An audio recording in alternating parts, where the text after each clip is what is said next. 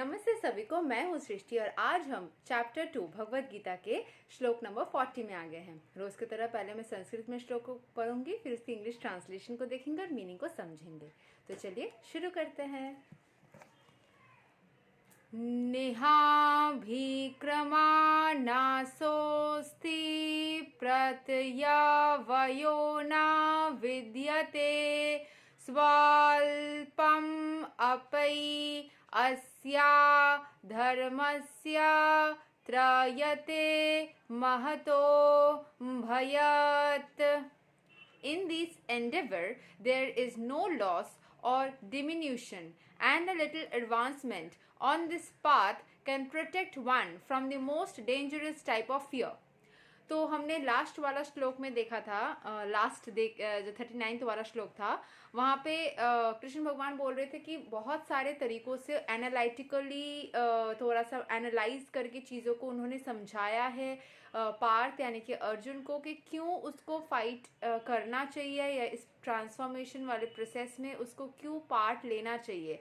उन्होंने अलग अलग तरीके से एक्सप्लेन किया है और फिर वो ये बताने जा रहे थे कि ये सारे कर्म करने के वक्त हमें कैसे फल से कोई फल की आशा नहीं करनी चाहिए, फल से दूर रहना चाहिए। फल क्या होगा इसकी सोच से दूर रहना चाहिए।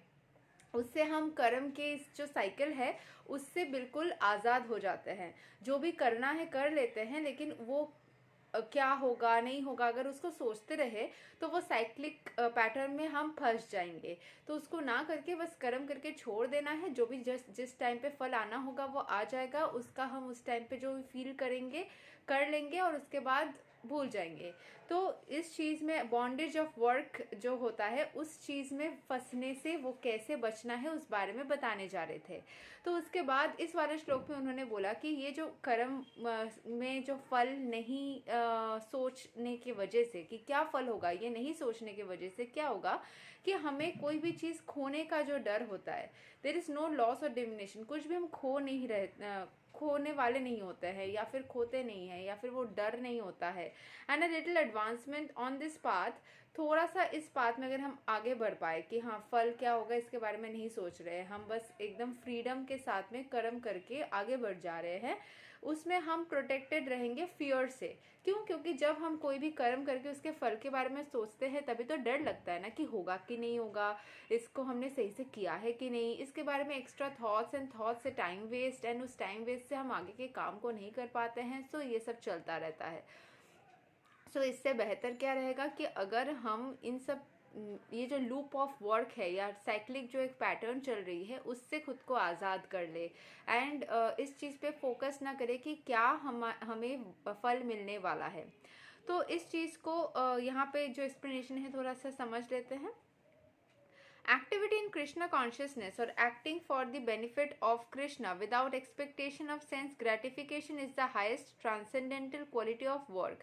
अगर आप ईश्वर को समर्पित कर रहे हैं, मतलब जो भी काम किया वो ईश्वर के हाथ में छोड़ दिया, उसके ऊपर ज़्यादा उस साइक्लिक पैटर्न में नहीं फंसे, तो क्या होगा कि आप कोई भी चीज़ का एक्सपेक्टेशन नहीं रखेंगे, ग्रैटिट्यूड रखेंगे मन में कि हाँ मैंने किया है, मुझे कर्म करने का मौका मिला, इसके लिए थैंक यू। उससे आप क्या करते हो ना, ज़्यादातर केसेस में गलती होने के चांसेस आपके कम हो जाते हैं, आप सही कर्म करते हो एंड साथ ही साथ आपके जो क्वालिटी ऑफ वर्क होता है वो भी सही होता है, क्योंकि आपको पता है कि जो भी आप कर रहे हो उसको क्या फल होगा उसको ज़्यादा सोचने नहीं वाले हो, आप उसको ईश्वर के हाथों देने वाले हो। जैसे एग्जाम पेपर लिख के हम टीचर के हाथों देने वाले होते हैं ताकि वो करेक्ट मतलब करने की एग्ज़ाम पेपर करेक्ट वो करके देंगे। तो उस तरीके से हमें क्वालिटी दिमाग में रहेगा कि हाँ कोई इसको देखने वाला है, ईश्वर के हाथों ये काम मुझे सबमिट करना है, तो क्या फल आएगा उससे कंसंट्रेट करने की जगह हम उस कर्म को अच्छे से करने में ज़्यादा फोकस कर लेंगे, तो फिर उसमें ऑटोमेटिकली फल अच्छा आएगा।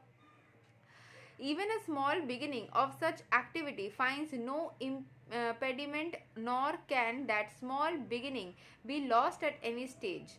कोई भी छोटा सा छोटा कर्म भी आपका क्या होता है, उसमें कोई गलती होने के चांसेस ही नहीं होते, क्योंकि आप उसको उस तरीके से करते हो एकदम निस्वार्थ भाव के साथ में, क्वालिटी को मेंटेन करते हुए।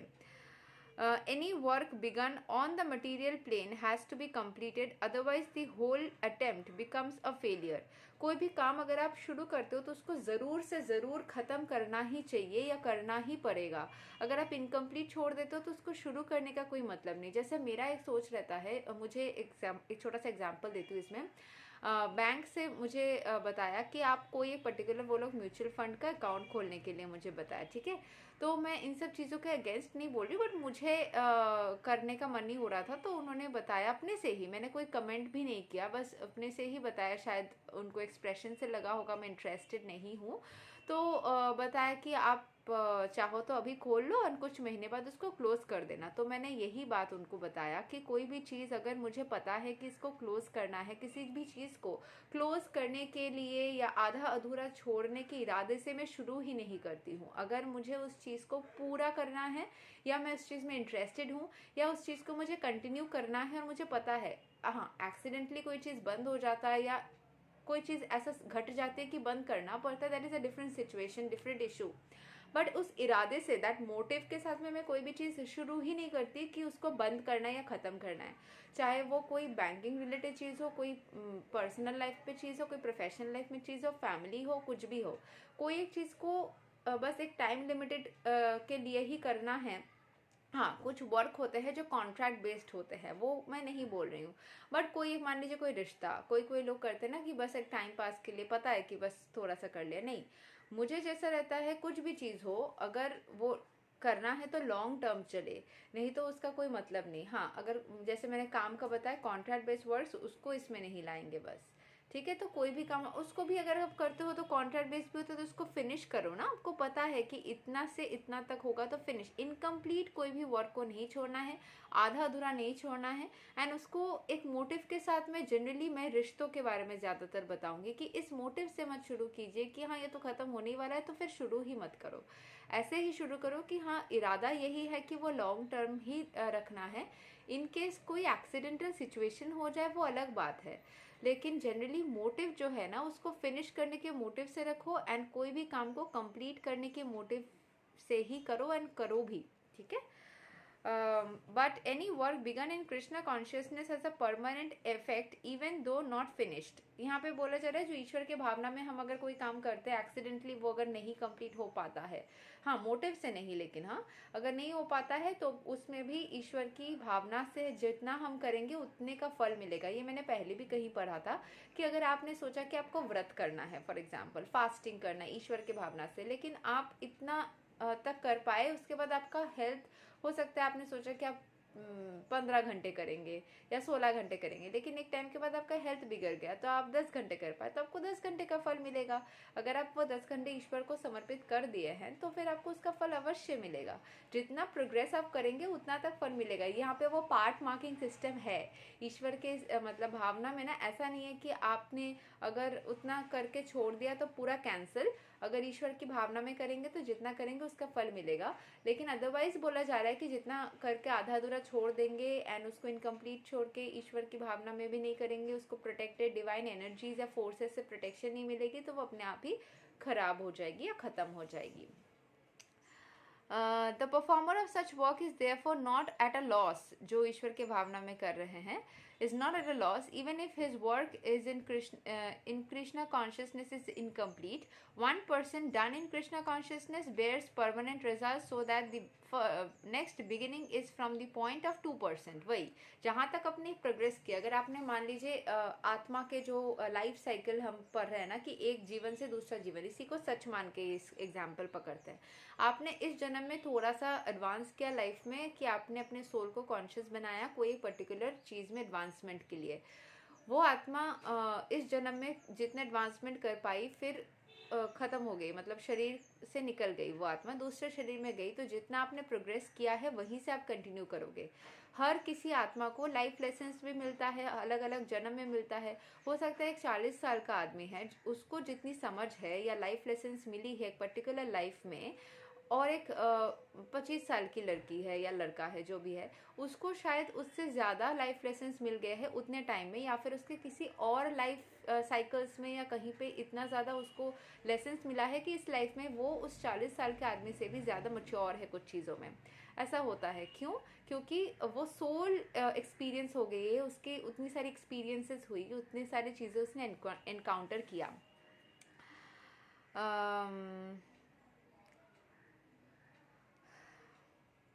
Whereas in material activity without 100% success there is no profit. Ajamila performed his duty, जो मैंने बताया कि यहाँ पे पार्ट मार्किंग सिस्टम है जो जनरली नहीं होता। अगर आपने आधा अधूरा मैथ्स करके छोड़ दिया उतना आपको मार्क्स नहीं मिलेगा एग्जाम में, या हाफ। हाँ, कभी कभी कुछ कुछ सब्जेक्ट्स में आजकल पार्ट मार्किंग स्टार्ट हुआ है एग्जाम्स में, जो रियल लाइफ के होते हैं, मटेरियल लाइफ के होते हैं, लेकिन पहले नहीं होते थे। तो इस साइकिल में, आत्मा वाली साइकिल में या ईश्वर की भावना में, कर्म में आपको जितना पार्ट करोगे उसका फल मिलेगा, अच्छा बुरा दोनों। Ajamila performed his duty in some percentage of Krishna consciousness, but the result he enjoyed at the end was 100% by the grace of Lord. Grace marking हो रहा है हम बचपन में सुनते थे ना ग्रेस मार्क्स, तो ग्रेस ऑफ गॉड, गॉड ने ग्रेस मार्क दे दिया। देयर इज़, बहुत दयालु है जो ईश्वर है ना, बहुत दयालु है। जो डिवाइन फोर्स है ना, आप उनके लिए थोड़ा सा करोगे वो इतना करके आपको देंगे। तो ईश्वर के भावना में रहोगे ना, आप खुद भी वैसे बन जाओगे। लोग सोचेंगे अरे इतना क्यों कर रहे हैं हमारे लिए। ऐसा हुआ है मेरे साथ, लेकिन ना ऐसे मैं अगर किसी को हेल्प करने जाती हूँ ना, मेरा जो हृदय है हेल्प करने वक्त इतना ज़्यादा दयालु हो जाता है। कभी कभी मैं इतना ज़्यादा हेल्प करती हूँ कि लोग घबरा भी जाते हैं कभी कभी कि इतना क्यों हेल्प करो, कोई मोटिव तो नहीं है पीछे। अरे भाई क्या मोटिव रहेगी तुमको हेल्प करने के जगह, मतलब तुम ऑलरेडी परेशान आत्मा हो, तुमसे लूटने को कुछ है ही नहीं सॉरी, लेकिन तुमसे लूटने को कुछ है ही नहीं, तो कोई इंसान जाके तुमको एक्स्ट्रा मदद दिखा कर क्या लूटने जाएगा भाई। तुम ऐसे परेशान आत्मा हो, मदद के लिए तरस रहे हो, तो तुमको मदद मिल रही है, ले लो मदद भाई तो जिन लोगों को मैंने मदद किया लाइफ में, बहुत उसमें से एक इंसान ने बोला था कि कभी कभी लगता है बाप रे इतना क्यों कर रही है, अरे तुमको चाहिए मदद, तुम बोल रहे हो कि मदद करो, थोड़ा सा हेल्प करना, थोड़ा सा में तुमको इतना मिल रहा है तो ले लो भाई, मुफ्त में मिल रही है ना मदद, आपको पैसा नहीं देना पड़ रहा है मदद के लिए, जब मिल रही है तब ले लो, फोकट में है। तुम्हारे पास कुछ है ही नहीं तो तुमसे क्या लूटेंगे, जो मदद करने आ रहे हैं उनके पास ही इतना सारा है तभी तो तुमको दे रहे हैं, वो तुमसे और क्या लेंगे तुमको मदद करके, समझ जाओ, ठीक है। अच्छा, अगर तुम्हारे पास बहुत कुछ है और फिर ये सोच आ रही है कि अचानक से खुद से क्यों मदद करने आ रही है, तब सोच सकते हो, लेकिन तुमने मांगा है मदद, तुम्हारे सिचुएशन ऐसी है, तुमसे कुछ लेने की उसकी जगह ही नहीं है। Okay, there is a nice verse in the connection in this connection in Srimad Bhagavatam, तयक्त्वा स्वाधर्मं चरणं भुजं हरेर भजनन् अपक्वोथा पतेत तातो यदि यत्रा क्वा भवाद्रम् अभूद अमुक्ष्य किं कोवर्था अप्तो भजातं स्वाधर्मता। If someone gives up his occupational duties and works in Krishna consciousness and then falls down on account of not completing his work, what loss is there on his part? And what can one gain if one performs his material activities perfectly? Or as the Christians say, what profit a man if he gain the whole world yet suffers the loss of eternal soul? मतलब ऐसा अगर कोई इंसान ईश्वर के भावना में कोई एक काम करते करते थोड़ा फॉल बैक भी कर जाता है, इनकम्प्लीट छूट जाता है, या कुछ भी समस्या होती है, उसको कुछ लॉस होता है क्या? और जो इंसान सब कुछ सही से मटेरियली कंप्लीट करता है एंड वो ईश्वर को बिल्कुल भी नहीं सोचता है, बिल्कुल भी उनको इंक्लूड नहीं करता है डिवाइन फोर्सेस को, तो वो क्या पूरी तरीके से गेन कर रहा है? या फिर उस इंसान का, क्रिश्चियंस के बाद को जो बोला जा रहा है, उस इंसान को क्या ही प्रॉफिट मिला है जो इंसान पूरी दुनिया को उसको हासिल हो गया लेकिन ईश्वर को हासिल नहीं कर पाया, ईश्वर को हासिल तो नहीं बोलूँगी बट ईश्वर को खुद के अंदर समा नहीं पाया, फील नहीं कर पाया, खुद के लाइफ में इंक्लूड नहीं कर पाया। ऐसे आप इंक्लूड नहीं भी करोगे तब भी वो सोल अगर है तो कहीं ना कहीं ईश्वर से वो उनका अंश है और कनेक्टेड है ही, लेकिन आपके मानने ना मानने पे बहुत ज़्यादा इफेक्ट चेंज हो जाता है कि अगर आप उस चीज़ को एक्सेप्ट करते हो तो उसमें जो आपको ब्लेसिंग्स मिलती है, और अगर एक्सेप्ट नहीं करते हो तो उस चीज़ में थोड़ा वेरिएशन आ जाता है। Material activities and their results end with the body. But work in Krishna consciousness carries a person again to Krishna consciousness even after the loss of the body. At least one is sure to have a chance in the next life of being born again as a human being, either in the family of great cultured Brahmana or in a rich aristocratic family that will give one a further chance of elevation. That is the unique quality of work done in Krishna consciousness. यहाँ पे बताया जा रहा है कि अगर आप ईश्वर के भावना में सच्चे मन से चलते हो सकता है कि आपको दोबारे से अगर आप जन्म के साइकिल में आ जाओ तो आपको कोई निम्न प्राणी यानी कि जो कोई पेट के फॉर्म में या फिर कहीं कोई जानवर के फॉर्म में नहीं जन्म लेना पड़ेगा, क्योंकि उनके लाइफ जो है ना उतना सिंपल नहीं है जितना कि हमारे हैं। हमें लगता है कि वो लोग बहुत खुश है, वो लोग उतना खुश नहीं है जितना हम हैं, क्योंकि हमारे पास कैपेबिलिटीज़ है कि हम बात करें, कैपेबिलिटीज़ है कि हम अपने लिए घर बनाएं, पैसे कमाएं। ठीक है, एक्चुअल में गरीब कोई होता है ना, जो मैं बचपन से मानती हूँ, मैं इंसान को मदद करने से ज़्यादा बिलीव करती हूँ कि जानवरों को, प्लांट्स को, इनको टेक केयर करना चाहिए, क्योंकि वो एक्चुअल में ना गरीब है। वो एक्चुअल में जाके अर्न नहीं कर सकते। हम अर्न करके खा सकते हैं, वो अर्न नहीं कर सकते। वो ऐसे भौंकते या आवाज़ करते रहते हैं। हमें जो लोग मतलब एनिमल लवर्स होते हैं या प्लांट्स के टेक केयर करते हैं या नेचर लवर्स होते हैं, उनको अपने से फील करके उनको मदद करना होता है। कोई आके उनको कोई ज़बानी से बात करके एक्सप्लेन नहीं कर पाते। उनके पास कपड़े नहीं है, अपने से घर नहीं है, फिर भी pets I would say are better. लेकिन बाकी एनिमल्स जो बाहर रहते हैं, जो आपको लगती है ना पक्षी उड़ रही है बहुत खुश है, लेकिन जब बारिश का सीज़न आता है ना उसके पास घर नहीं होता है। बहुत सारे एनिमल्स ऐसे बीमार होकर मर जाते हैं। इंसानों के लिए, जो गरीब इंसान होते हैं उनको लिए तकलीफ है, लेकिन फिर भी वो लोग एटलीस्ट शेल्टर के लिए बोल सकते हैं, कोशिश कर सकते हैं।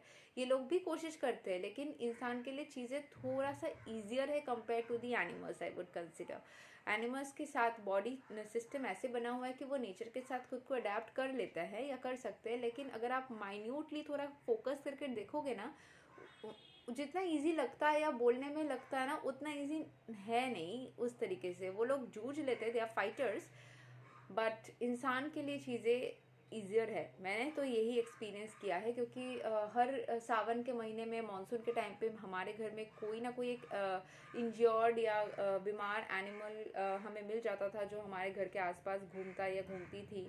तो उसको प्रोटेक्ट करते वक्त यही चीज़ हमने रियलाइज़ किया या मैंने देखा कि एनिमल्स जो है ना, उन्हें ज़्यादा हेल्प, खाना पीना, शेल्टर, ज़्यादा हेल्प चाहिए कंपेयर टू ह्यूमंस। ह्यूमंस अपना खुद कर लेंगे। बच्चों का मैं नहीं बोलूँगी, लेकिन जो अडल्ट ह्यूमंस है वो अपना खुद कर लेंगे, या थोड़ा सा समझदार, थोड़ा सा एज ज़्यादा बच्चे भी। लेकिन जो एनिमल्स है वो जितने भी उनका एज हो जाए बच्चे ही रहेंगे। वो इंसान के मुकाबले छोटे बच्चे जैसे ही रहेंगे। तो उनका टेक केयर करना, आई थिंक मेरे हिसाब से उनको मदद चाहिए है।